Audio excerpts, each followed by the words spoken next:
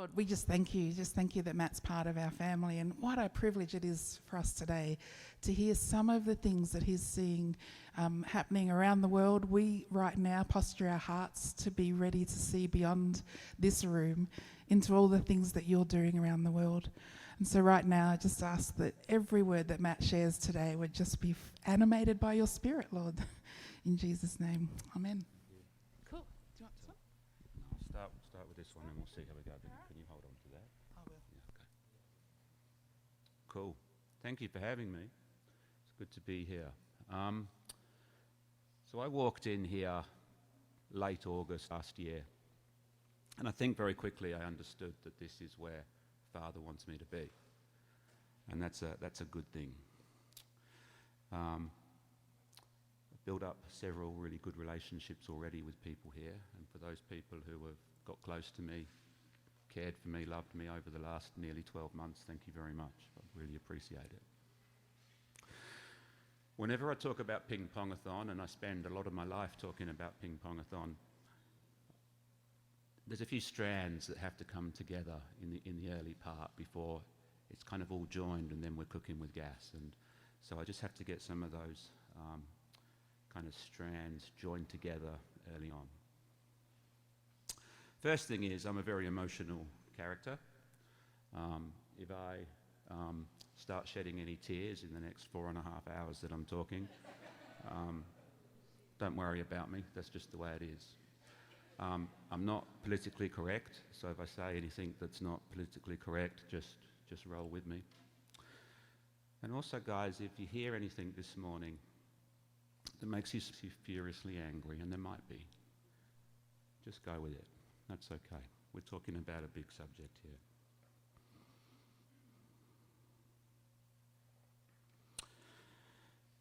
Ping Pongathon is an Australia-wide fundraising and advocacy movement. We bring communities together and unite them under one cause, bringing freedom to some of the world's most vulnerable individuals. The fun and freedom of table tennis is our weapon of choice to bring slavery to an end. When people participate in a Ping Pongathon event, people are freed. That is a fact. Churches, schools, shopping centre, workplaces, beaches, cafes, pubs, universities, backyards, living rooms. If you can set up a table tennis table in one of those places or somewhere else, you can have a Ping Pongathon event. Since our creation 12 years ago now, we've raised close to $4 million, and we've held something like 650 Ping Pongathon events nationwide. You see, we have a firm belief that when communities come together, take action, good things happen. So first thing we have to deal with is our name, Ping Pongathon. It's a long name, isn't it? Like if you write Ping Pongathon down, it's about that long. And I think it's something like, I don't know, what's the word I'm looking for? Vowels, consonants or something. You know, 3 words beginning with the letter R kind of thing. Ping Pongathon, long word. It's too long. We can't use the word Ping Pongathon when we're going to be talking here for several hours. So it's called the Pong. So Pong is an all-encompassing kind of word. It's a proper noun. We are the Pong. And when you host a Ping Pongathon event, you are hosting your Pong event. And when you're taking part in a Pong event, you yourself will be ponging. So it's that classic thing of like, you know, I pong, you pong, he, she, it pongs, they pong, we pong. Like everybody pongs. So we get that it's an amusing word, okay? But I tell you, by the time we're finished talking today, we'll have normalised the P word, the Pong word, and you'll be thinking about it differently to maybe how you came into the room this morning, thinking about Pong. So we encourage communities to Pong, to hold a Pong event, and then to see funds raised by simple peer-to-peer fundraising. It's simple. This year, we estimate there'll be somewhere in the vicinity of 65 to 70 Pong events happening nationwide. and one very special event that happens each year in Philadelphia in the United States. And I very much hope that we'll host a Pong event here at YVV later in the year, but we'll talk a little bit more about that later. So you might be thinking, okay, so what, Matt, does a Pong event actually look like? Well, it looks like whatever your community wants it to look like. If you're a school with 500 students and you think we're going to Pong for 24 hours and we're going to offer 3-hour time slots and we're going to have 20, 25 tables set up in the gym, fantastic, do that. If you're a church of 7 old ladies, all of whom are 100 years old, you possibly don't want to Pong for 24 hours, perhaps doing something for an hour or two. If you're a group of people who think we love nothing more than ABBA and we want to hold an ABBA disco Pong, go and hold an ABBA disco Pong. It's whatever suits your community best. We do encourage communities where possible to Pong for 24 hours. It's a long time. It's a sacrifice. And every year we do have a group of people in different Pong events around Australia who do Pong for 24 hours, and man, they are cooked after 24 hours. It is a sacrifice. So alongside encouraging communities to get a Pong event up and running, we provide the educative piece around it. We provide the videos. We provide the online presence that teaches people about the issues pertaining to slavery and trafficking. At this point, David, if I can just ask you to stand up. This is my very good friend, David Good. Now, David is the Chief Executive Officer of Pong, and we use that title, CEO, when we're in kind of posh, important company. But normally we go with the CPO, he's the Chief Pong Officer. So, we are the only 2 employees of the Pong. So you've got us both here this morning. So if something goes drastically wrong this morning, like we get hit by a plane or something, Pong's in big trouble. Thanks, David. That's right. A couple of quick things about myself. I've been walking with Jesus since 1990. And yes, obviously, as my accent betrays, I'm of English origin. But don't hold that against me. After all, you guys have got the ashes at the moment. Prior to being involved with the Pong, I had a 20-year involvement in the homelessness sector, and it was an incredible joy to serve in that way. I decided long ago in my life that I was not prepared to live my life, to find myself lying on my deathbed one day, just wondering if I might have been able to make a real difference to a cause or causes bigger than myself. I knew early on that my life was about working for and with other people less fortunate than myself, serving, I guess. And I guess that's why I'm involved in the Pong, because I believe that as one individual can make a big difference. So can we have that title? Okay, so I always want to give the talk a title, and I've called this talk One. So we're going to talk about some pretty big numbers this morning, but the number that I really want you to think about a lot is this, 1. Straightforward, but perhaps a little less straightforward is the tagline of the talk. And the tagline of the talk is from the Talmud.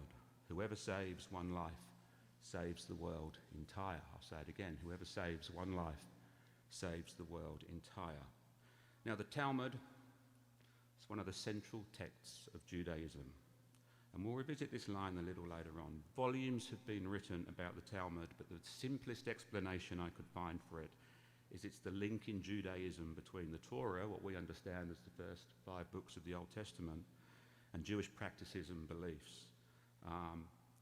A way of seeing and comprehending discussion between thousands of rabbis spanning many, many centuries. That's an aside. Slavery. Slavery is illegal. It's a crime. And I can say that so confidently and be so sure about that because Article 4 of the Universal Declaration of Human Rights from 1948 states the following. No one shall be held in servitude. Slavery and the slave trade shall be prohibited in all their forms. Now, many countries on earth willfully ignore this human right, but all the same, it's there. So what is slavery? Let's start to have a look at that. We understand there's something like 5.8 million people today living in conditions of modern slavery, and this is according to the Global Slavery Index. And I always feel very mixed about the fact that we have something called the Global Slavery Index. One, how appalling is it that mankind needs such a metric? But equally, I'm glad that it's there so that we know and that we can start to take action. So modern slavery can be defined as forced labour, as forced sexual exploitation of adults and children, and forced marriage. Its victims are bound to toil for little or no pay, are forced to engage in exploitative sex work, or are married against their will. It costs individual freedom and economic stagnation. Its impact is global, and no country is immune. That's important. So if you're sitting thinking, yeah, I get it, Matt, it's bad, it's over there somewhere in Southeast Asia or India, but not here in Australia because we're advanced and we're Western and we're smart and we're intelligent and we're beyond reproach, right? Well, no. Global Slavery Index estimates that on any given day, there's up to 15,000 people living in conditions of modern slavery here in Australia. So if you think about the size of Melbourne, you think there must be thousands and thousands and thousands of people in enslaved conditions in Melbourne. It probably means, somewhere here in Mount Evelyn, there's somebody living in a condition of modern slavery. Maybe in your street. Maybe your next door neighbour. I don't know. It's all around us. It's estimated that 71% of people in conditions of modern slavery are female and that 29% are male. And it's estimated that nearly 25 million people are in conditions of forced labour. It's also estimated that there are approximately 10 million children in the world today in slavery. I'm sure that there's many people in the room this morning who have heard of IJM, International Justice Mission.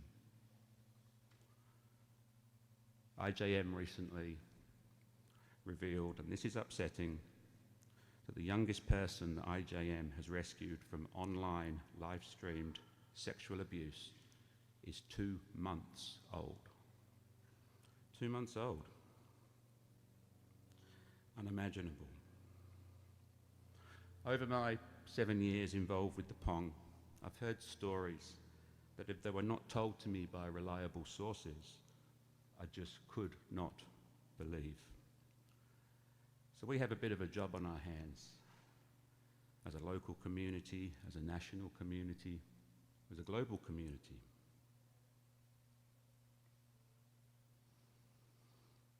We see a key part of our role at the Pong as education. We want to educate people, and we particularly want to educate young men. And the responses that we consistently have from schools and churches where Pongs take place is that young people, young men, are learning a thing or two about respect for everybody, but particularly for females. Females, regardless of their circumstances along the way. We Pong because we believe that every person matters. We Pong because we believe that every single person deserves to live a life that is free. What we do at the Pong, we get it. We know it should not work. I'm sure there's plenty of people in the room this morning who are a lot smarter than me, who've probably been involved in a lot more business than I have, and who can surely say, Matt, I've got to tell you, old son, you just cannot end human trafficking and slavery by playing table tennis. And I'd have to say, I respect your opinion, but you're wrong, because we've proved it. 650 events, $4 million, tens of thousands of lives overseas, and now here in Australia who have been impacted by our work. You can use table tennis to end human trafficking. Steve Kaylock, how do you eat an elephant? Why? Why one bite at a time? It's going to take a long time, that's absolutely right. So how do we free nearly 50 million people from a life of slavery? I think it's the same principle. It's not to trivialize it, but it's one bite at a time. It's one person at a time. One. Yes, it's simplistic, but if the structures are right, if the willingness is there for us to do something about it, we can do it. What we do at the Pong, it resonates with people. After all, most of us here this morning have a son or a daughter or a best friend or a special sibling, and the thought of them being entrapped in slavery doesn't bear thinking about, does it? So I'm pretty sure that I can hear somebody's mind ticking over here going, okay, Matt, that's good. You raise all this money. Where does it go? Well, that's a great question. Glad you thought of it. So if we could have the slide up of the 8 partners, please. I'm pretty sure for most people here, there's going to be 1 or 2 names up there that you recognise, and I'm guessing that the names you recognise would be International Justice Mission and Hagar. They're the 2 biggest of the partners that we support. I'm also fairly certain that there'll be some names up there that you wouldn't have heard of before, and for a lot of those groups who are listed there, but for the work of the Pong, they're probably not in business anymore. It's the dollars that we send them annually that allow them to keep ticking over. So let me tell you about the 3 pillars that each of our partners has to be involved in. Our partners must be involved in 1, education and prevention, stopping young people from being trafficked in the first place. Prevention in this case is surely better than cure. Secondly, we work with organisations who are on about rescue and aftercare, physically bringing people out of an enslaved situation and then putting care, safe housing, medical services, vocational training around them. And wonderful when we see that. And thirdly, we work with organisations who are on about bringing systemic legal change to parts of the world that need systemic legal change. And we're told from some of our partners who work in this area, nothing speaks louder than seeing perpetrators of crime, bad girls, bad boys, locked up for decades at a time. So we're thrilled that we're involved in ridding the streets of some of these perpetrators of crime. Let's be very clear here. Pong supports our charity partners. David and I, we're not over there. We're not over there doing the educative piece. We're not over there bringing systemic legal change. We're not there rescuing people from bonded labour and bringing people out of bars. That's not what we do. We want to encourage Australian communities to come together and provide the funds for great organisations to do just that. So the majority of our partners are working in Thailand, Cambodia, Vietnam and India. And we have one partner who's working right here in Melbourne with survivors of trafficking into Victoria. We love our partners. We've developed extremely close relationships with them over many years. They are great people. They're doing great work. We feel incredibly honoured to be working with them. We also expect a great deal of our partners in terms of the reporting that they send our way. And only once have we had to let a partner go because they would not or could not provide us with some of the financial statements and reporting that we want to see. The bottom line is this. Trav, using you as an example, if you give me $5 and say, Matt, I love the Pong, here's $5, is it being well used?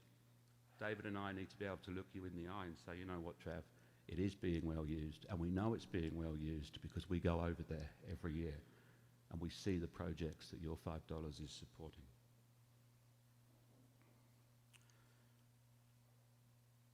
So at this point, let's look at a video. One of our partners, they're called The Freedom Story. They're in the north of Thailand, and I'm sure they're going to tell you that. And we love this group. They're fantastic. Let's see how we go.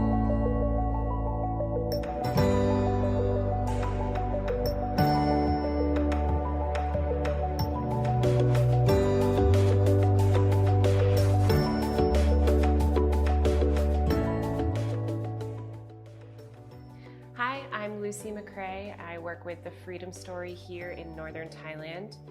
Freedom Story works in Chiang Rai and Nan in northern Thailand in the area of trafficking prevention.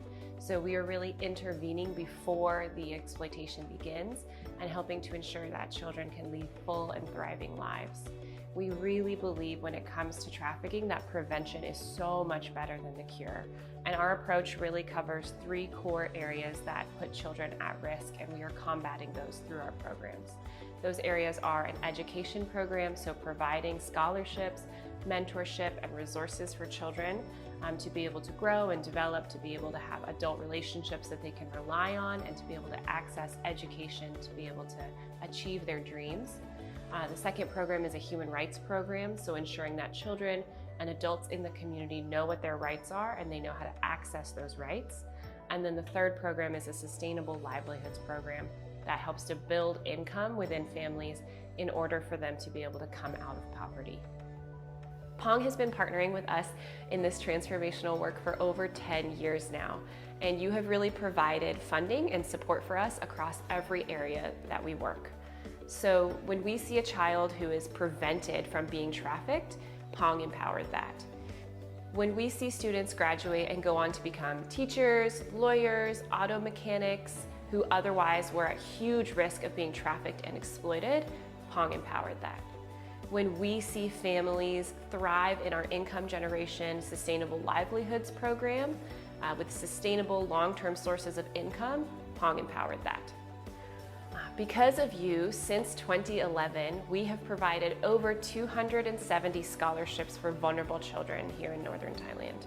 We have also supported more than 4,000 people with education and child development resources. We have taught over 12,000 people about their human rights and about trafficking. And we have impacted more than 1,000 people through our sustainable livelihoods income generation programs. Without Pong, all of this would not be possible. You are really changing the world by playing table tennis. And when you Pong, lives are freed. That's the truth.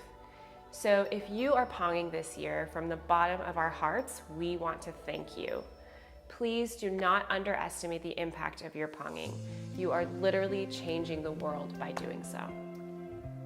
Thank you so much for everything that you do. We really appreciate you, and we appreciate all of your support.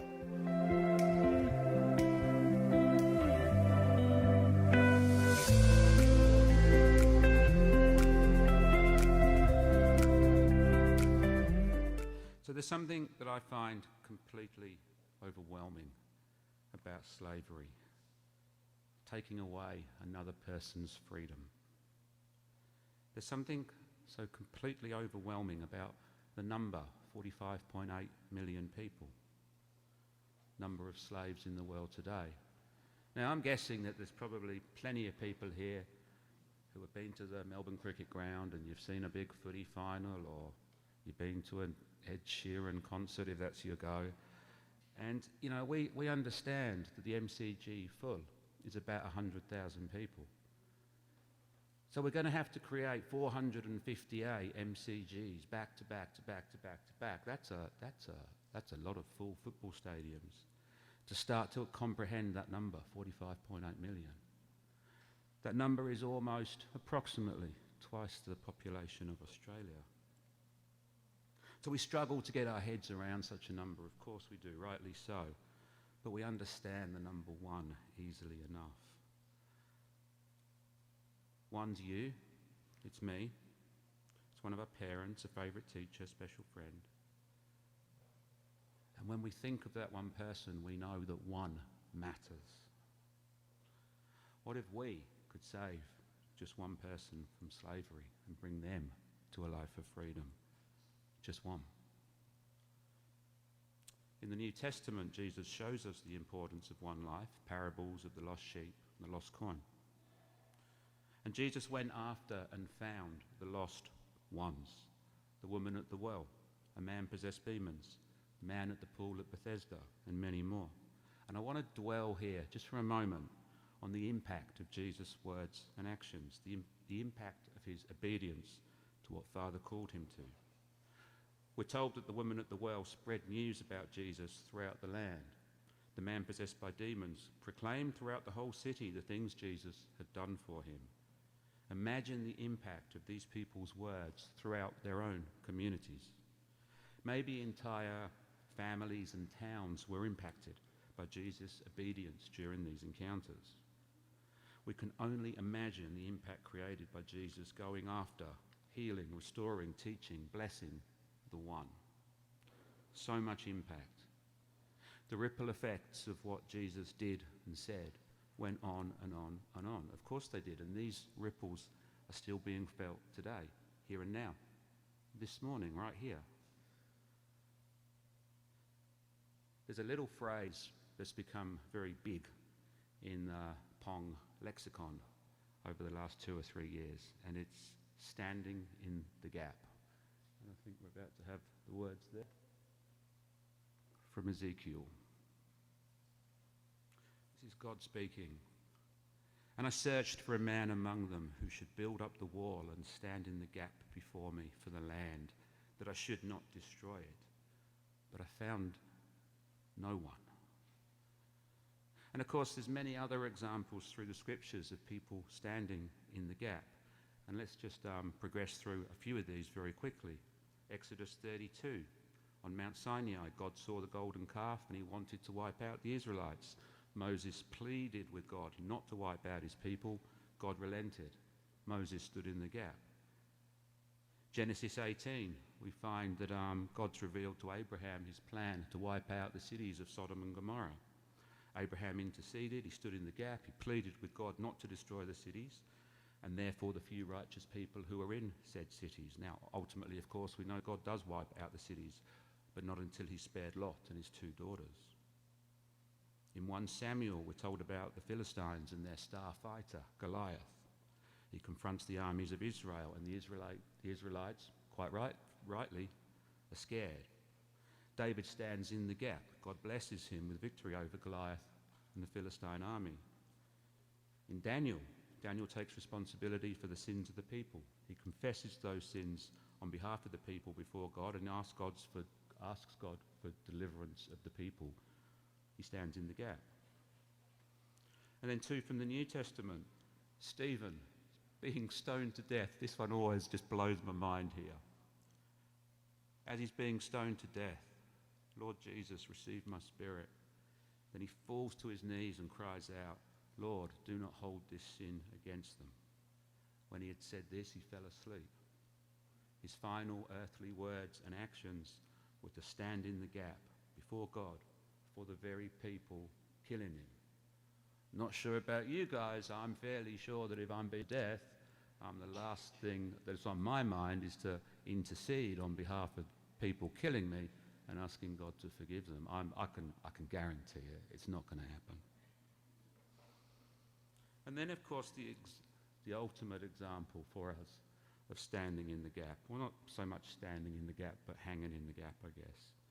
Jesus hanging on the cross. Father, forgive them, for they know not what they do. The idea of standing in the gap creates a clear visual picture of someone interceding to protect someone or something.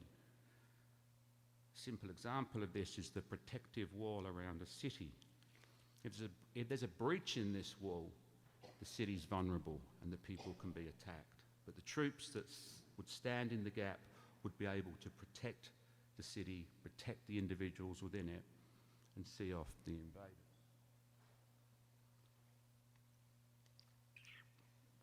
Which gives me a nifty idea. Di, can I have you for a moment, please? Might need another microphone. It's time to play. All right. I need you probably here. Over there? Okay. Now, Di's in a bit of trouble right now, okay? Rob, can I have you out, please? Okay. All right, just take a moment there, Rob. Okay. Now, we know that Rob is a great guy, okay? And we yes, quite right. But just for the next 2 or 3 minutes, Rob is not a good guy. He's a villain. And he wants nothing more than to find Di and take her away and put her into a life of slavery on a fishing vessel, because that's good, man. That's good. It's just taking care of itself. This is wonderful. Rob is a villain. He is full of villainy. He thinks villainous thoughts. And we thought he lived in Croydon, but he doesn't. He lives in Villainsville. You wait there. Okay, I need 5 people to help save Di. Anybody, don't care who it is, come out.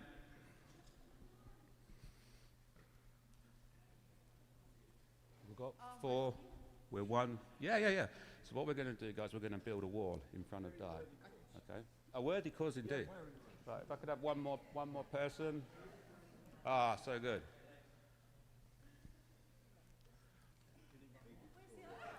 It's coming. Let's take. All right. Now your job is very clear, okay? You cannot let Rob through your wall. If he breaks through, Di's life is as good as over. Now, 1 or 2 people here will know a lot of history, and you'll be thinking about the Maginot Line in France in the 1940s, okay? If you don't, look it up, it's good fun. You cannot, Rob, you cannot go round the side, okay? You can only go through. I know.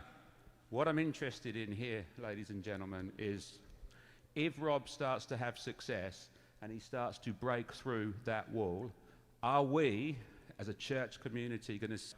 Oh, well, we had quite a good run with Di, I guess. It wasn't too bad. Or are we actually going to stand up? And are we going to stand in the gap of that wall and to reinforce that wall? Di, this is always the most worrying moment of the talk for me. Okay, and for you too. Fortunately, in the 27 times that I've done this, no pastor has been taken away into slavery. We've always managed. Now, Rob's only one man, villainous as he is, but he needs a hand.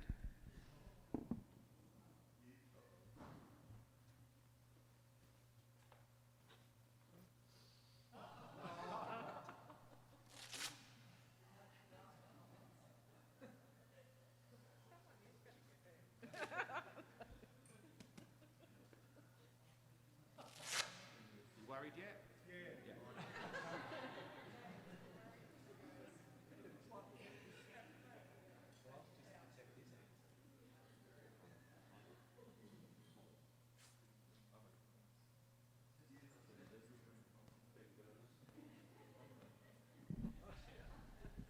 All right, I don't know what's going to happen at this point. Let's just wait and see.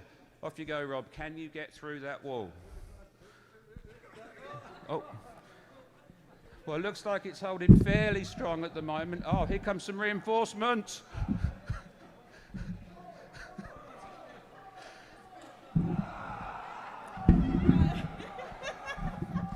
This is wonderfully chaotic. Thank you.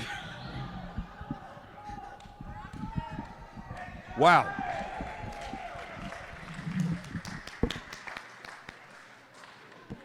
And you're free from a life of slavery.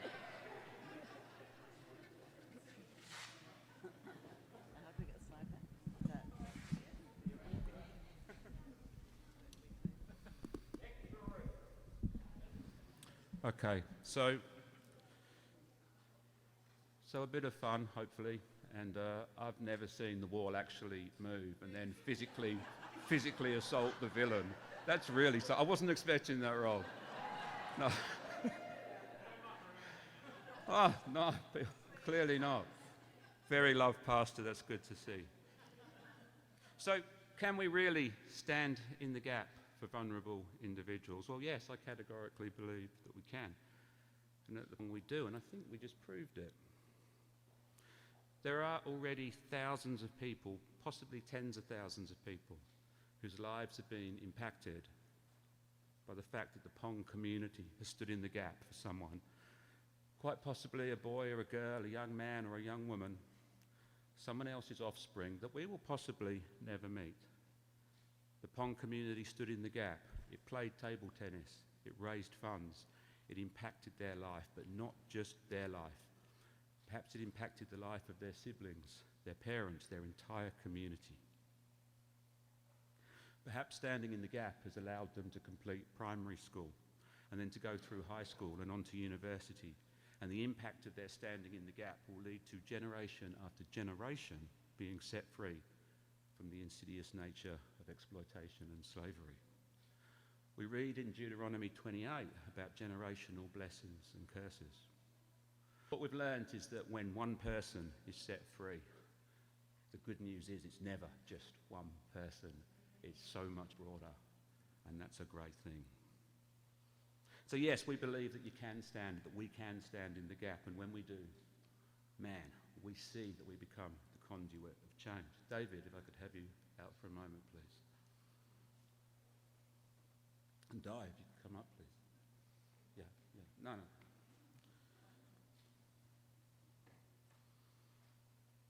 So we believe that Pong is a gift to the church, and we invite all church communities, regardless of denomination, to take a hold of this gift and to adopt it as a part of their own community's missional expression of care.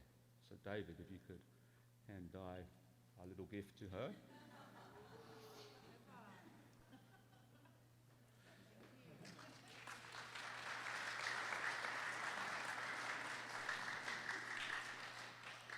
So Di, we offer you, on behalf of the elders and the body here at YVV, that gift of glorious table tennis balls. And we hope that you choose to run with Pong as a part of your missional expression. But here's the thing. There's no process of manipulation going on here. If Di comes back to me in a few weeks and says, Matt, we love the Pong, we want to get involved in the Pong, that's great. We'll be thrilled to bits. But if in a few weeks Di says to me, you know what, Matt, we like what you and David do. We think the Pong is quirky and unique and fun, but it's really not quite something for us as a church. That's fantastic too. Hand the gift back and we'll go and offer it to somebody else. David and I have no interest in manipulating anybody into Ponging. If a community wants to Pong, great. We'll walk with you. We'll help you do it brilliantly. If it doesn't want to Pong, all that really means is the church community is doing several other wonderful, wonderful things, standing in the gap in other ways for other important causes. No one loses. It's easy. But for now, Di, please take your table tennis balls.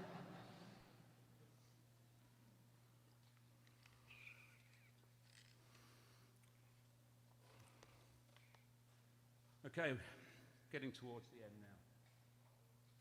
I'm going to change tack a bit. We're now going to go to literature and to the movies.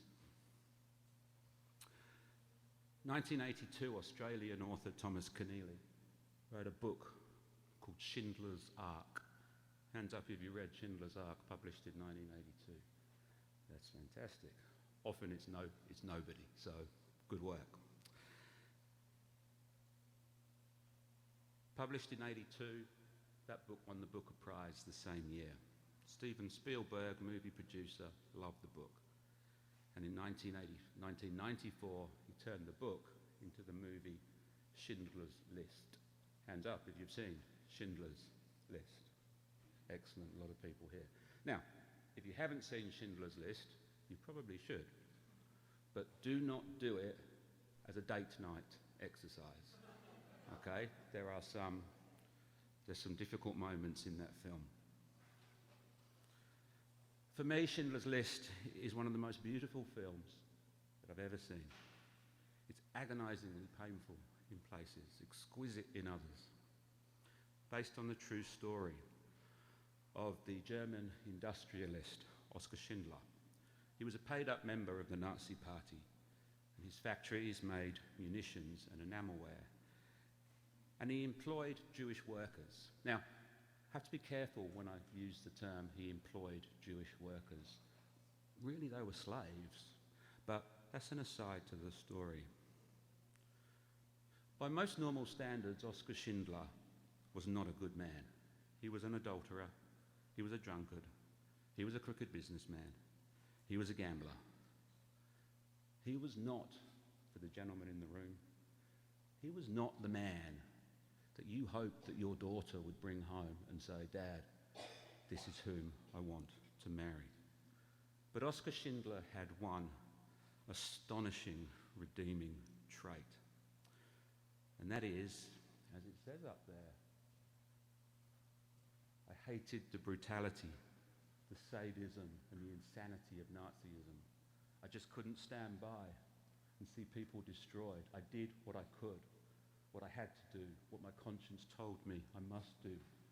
That's all there is to it, really. Nothing more. That just sounds so simple, doesn't it?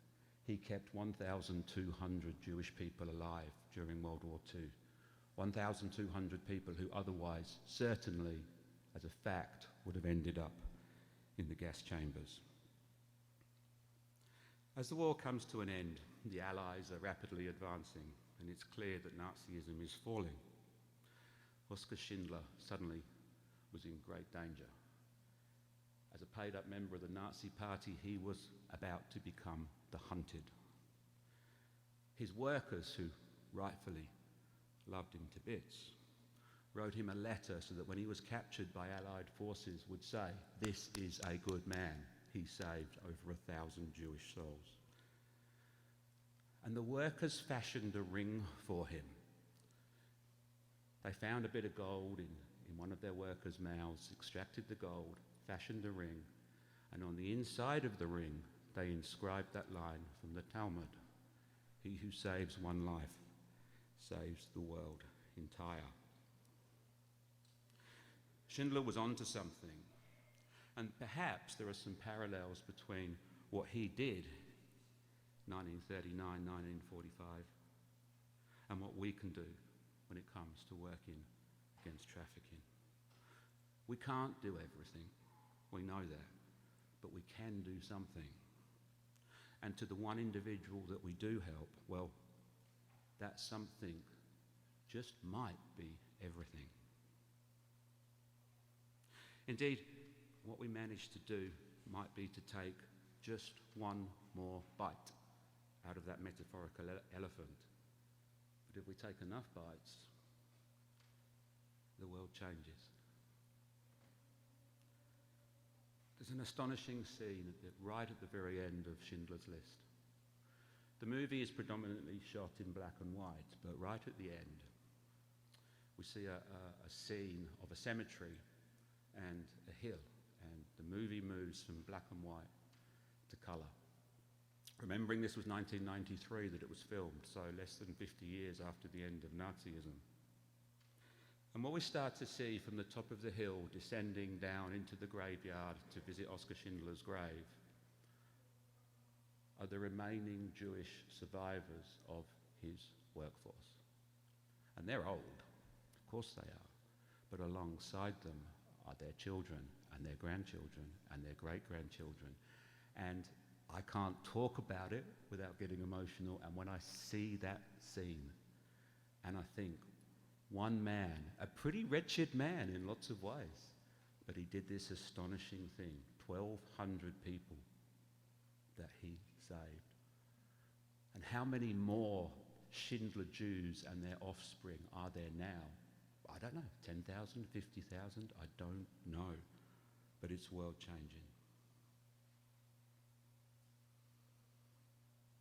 So what if one person that you love most in the whole world was one of these 45.8 million people?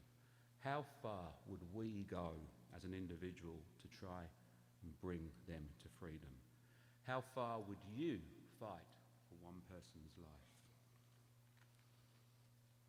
I said much earlier that anybody who knows anything about business will know that, Matt, can't end trafficking, by playing table tennis. Should not work, does work. So why does it work? Well, it's about that beautifully smooth, elegant word. Juxtaposition. What an ugly word.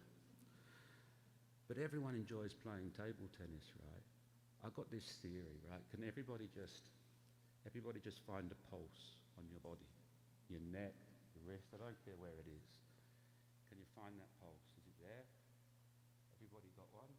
You haven't got one? I think it's there. Well, my theory goes like this, and I could be wrong, but I'm probably not, that if you've got a pulse, you like playing table tennis. I'm open to being wrong. And if you haven't got a pulse, you're probably dead already, to be honest. Table tennis.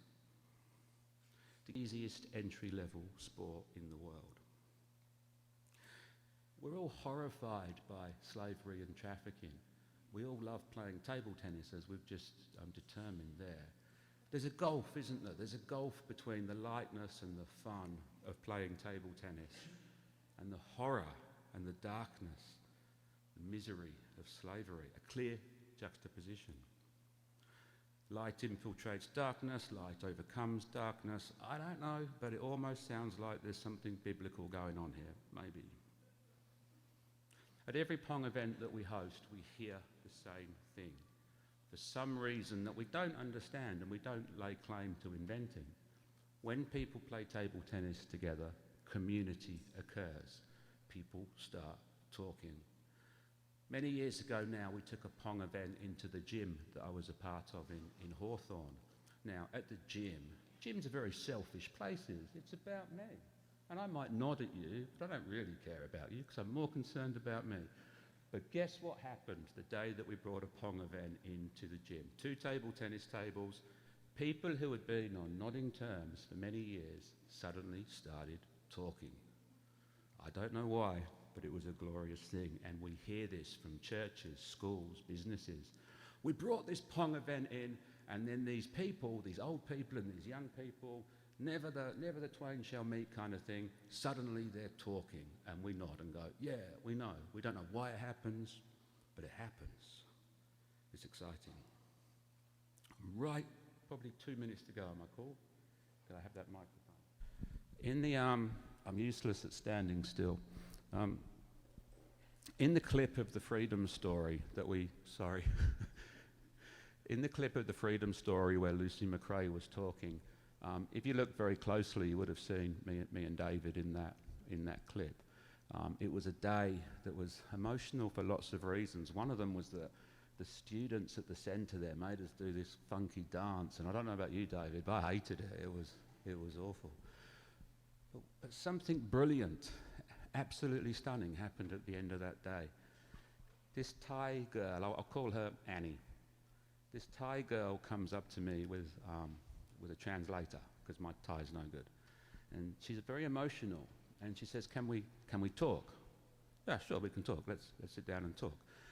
So with the translator, she's saying, Matt, thank you to you and to Pong for what you do. I said, Annie, that's cool. That's our pleasure. It's great. She knows that where she is in the world, the level of poverty that her parents live under, she knows that she's at the greatest risk of Mr. Trafficker knocking on her door and saying, I've got a great job for 2 of your kids down in the city, but because of the work of the Freedom Story, because the Pong community has done what it's done, that girl is now safe. She gets it. She understands really that in life, she's won the lottery in many ways. She'll possibly never be rich, but she's possibly never going to be prostituted and working on the streets of Bangkok. And she got a bit emotional and she said, no, Matt, when you go back to Australia, will you thank people? Will you thank Pong people for what they're doing? I said, yeah, Annie, of course, I'll thank people. And I said, I commit that for the next 12 months, everywhere that I talk, I will mention your story because it's so powerful. And we can't understand 50 million people. It's too much, but we understand one. And how do we understand 45 million? We understand it by synthesizing it down to one. And here's Annie sitting in front of me, emotional, getting that she's at this enormous risk and that she's not going to be at risk now because of what Pong Nation does each and every year. She sees the pathway. She will go through primary school. She will go through high school. She will live with the freedom that I hope that each and every one of us lives with. To conclude, a song lyric. The lines are taken from the song entitled One, written by U2, but arguably made more famous by the late, great Johnny Cash. One life. You got to do what you should. One life with each other, sisters and my brothers. One life, but we're not the same. But we get to carry each other, to carry each other. For me, that's it, in a nutshell. We do indeed get to carry one another. And sometimes to carry one another, we need to stand in the gap of injustice to do this. I encourage us all this morning to be people who are willing to stand in the gap. Thank you.